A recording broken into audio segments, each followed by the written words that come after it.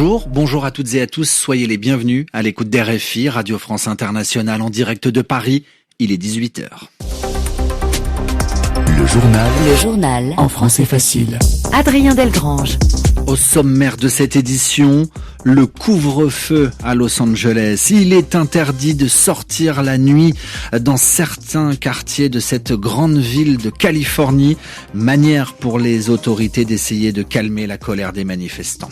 En Argentine, jugée coupable et inéligible, Cristina Kirchner, condamnée à 6 ans de prison, l'ancienne présidente d'Argentine ne pourra aussi plus jamais se présenter à une élection, nous explique dans un instant Théo Conscience. Et puis, dans ce journal, nous nous intéresserons au devenir des manchots. Ces oiseaux noirs des banquises sont en voie d'extinction. Ils pourraient bien disparaître d'ici la fin du siècle. Voilà pour les titres. Soyez les bienvenus. La police américaine a procédé aux premières interpellations, aux premières arrestations de personnes qui ont violé le couvre-feu instauré depuis maintenant près de 24 heures à Los Angeles, où il est interdit de sortir de chez soi, dans certains quartiers, de 20h à 6h du matin. Décision prise au 5e jour de manifestations parfois violentes contre la politique migratoire voulue par Donald Trump. Des migrants arrêtés à Los Angeles, des migrants arrêtés aussi notamment dans les zones agricoles de Californie. Jusqu'à présent, le secteur de l'agriculture avait été plutôt épargné par les arrestations massives. C'est ce que nous explique l'historienne Françoise Coste. Les gros chiffres de clandestins, c'est souvent dans l'agro-business. Pour l'instant, c'est vrai, ICE n'a pas été trop allé voir là-dedans. Alors, beaucoup de questions, d'hypothèses circulent. Économiquement, ça pose la question, en fait, le cœur du problème. C'est que oui, il y a beaucoup de clandestins aux États-Unis, mais c'est des gens qui travaillent. Et ils travaillent dans des secteurs où ils sont les seuls qui acceptent de travailler. Donc, par certains aspects, on peut dire que des pans entiers de l'économie américaine reposent sur le travail de ces clandestins. Et que le monde du business le sait, le monde du business est très proche du Parti républicain, donc le monde du business, là dans ce cas-là de l'agro-business, n'a peut-être pas très envie que la police de l'immigration aille aller voir ce qui se passe dans les fermes ou les ranchs ou les abattoirs. Donc là, on met le doigt sur une des potentielles problématique, paradoxe du trumpisme, qui est la tension entre le discours anti-immigration et les intérêts économiques du pays. L'historienne Françoise Coste au téléphone ce midi avec Anne Kantner. Des manifestations contre la politique migratoire voulue par l'actuel président américain sont observées à Los Angeles, mais aussi ailleurs aux États-Unis, comme au Texas, à Houston ou encore à New York. L'actualité internationale marquée aussi par cette décision de justice. Pour corruption, l'ancienne présidente argentine, Cristina Kirchner, définitivement condamnée à de la prison ferme. La justice lui reproche des fraudes notamment sur l'attribution de marchés publics du temps où elle était présidente d'Argentine, c'est-à-dire entre 2007 et 2015.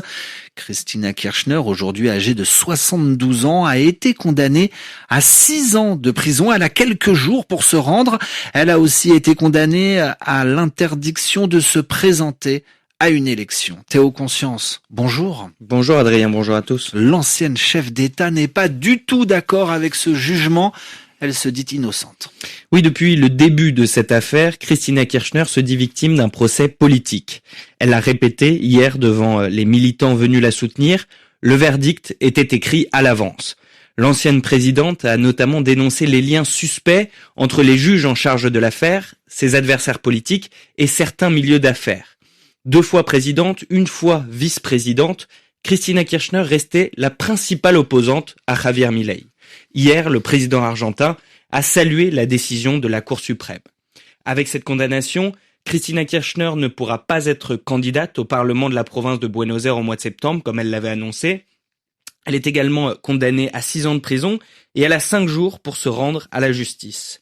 Depuis hier, des rassemblements et des manifestations en soutien à l'ancienne présidente se multiplient à travers l'Argentine.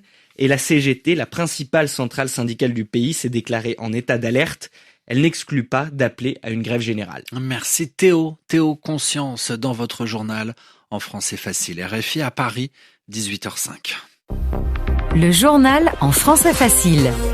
Gibraltar, ce petit bout de terre anglais situé tout au sud de l'Espagne face au Maroc, situation stratégique à l'entrée de la mer Méditerranée qui donne même le nom du détroit de Gibraltar. Ce territoire, administré par le Royaume-Uni, vient de signer un accord dit de libre circulation des marchandises et des personnes avec l'Union européenne.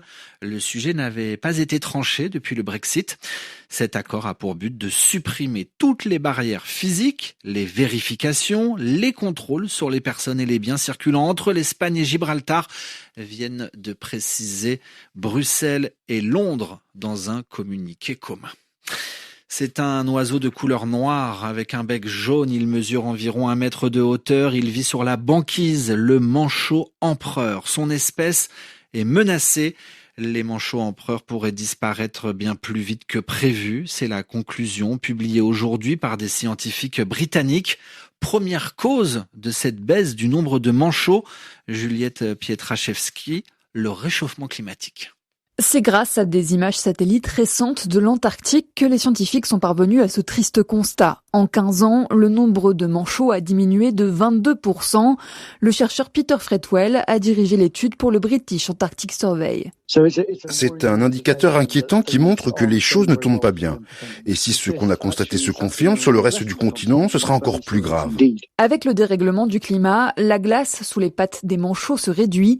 Résultat, leur lieu de reproduction n'est plus sûr et les poussins meurent noyés ou de froid une fois tombés dans l'eau glaciale. Les scientifiques estiment que certaines colonies de manchots ont perdu l'intégralité de leur progéniture de cette façon. D'autres menaces sont également favorisées par le réchauffement climatique, des précipitations plus importantes, un accès plus facile aux zones d'habitat des manchots pour leurs prédateurs. Pour éviter une disparition de l'espèce, une solution en particulier est à mettre en place, souligne le chercheur Peter Fretwell. La seule chose que nous pouvons faire pour arrêter ça, c'est d'arrêter nos émissions de carbone, et on est tous responsables. C'est vraiment un indicateur de ce qui va vraiment arriver à de nombreuses espèces au fur et à mesure du réchauffement dans les prochaines décennies. Et la seule solution, je le répète, est de diminuer nos émissions de gaz à effet de serre. Et si l'homme ne réduit pas ses émissions, le manchot empereur se rapproche de l'extinction d'ici la fin du siècle. Juliette Pietraszewski, dans l'actualité française, c'est encore l'émotion au lendemain du meurtre de Mélanie. Des roses blanches sur les grilles du collège de Nogent au lendemain du meurtre de cette surveillante de 31 ans, tuée à coups de couteau par un élève de 14 ans lors d'un contrôle de sac. Les hommages se multiplient, l'incompréhension règne toujours. La ministre de l'Éducation nationale, Elisabeth Borne, a annoncé 1 minute de silence à la mi-journée dans tous les établissements scolaires en hommage à l'assistante d'éducation de 31 ans. La garde à vue du suspect, un collégien de 14 ans, a été prolongée de 24 heures, autrement dit jusqu'à jeudi matin. L'actualité en France, et c'était aussi l'actualité judiciaire où des faussaires ont été condamnés. Ils avaient fabriqué des meubles en faisant croire qu'ils avaient des origines royales du XVIIIe siècle. Des chaises en apparence anciennes avaient été vendues à l'État français pour intégrer in fine les collections des plus grands musées nationaux. L'instigateur de cette arnaque, Bill Palo, a été condamné aujourd'hui à 4 ans de prison, dont 4 mois ferme, 200 000 €. Son acolyte, son collègue, le menuisier Bruno Desnoux, a lui été condamné à 3 ans de prison, dont 4 mois ferme et 100 000 € d'amende. Du lundi au vendredi, juste après le Pont des Arts, vous retrouvez après le journal en français facile Radio Foot International. Annie Gasnier, bonjour. Bonjour Adrien. Alors, au programme ce soir de Radio Foot International. Eh bien, nous allons parler du Sénégal, le Sénégal qui a vaincu l'Angleterre sur ses terres. Et puis nous parlerons aussi des Algériens, eux battus aux Suédois. Mais quel match, beaucoup de buts. Enfin, nous évoquerons la qualification des Sud-Américains, le Brésil qui participera à la prochaine Coupe du Monde, ainsi que l'Équateur. Merci beaucoup Annie, on vous retrouve tout de suite pour cette émission. Quant à vous, je vous donne rendez-vous demain pour une nouvelle édition du Journal en français facile.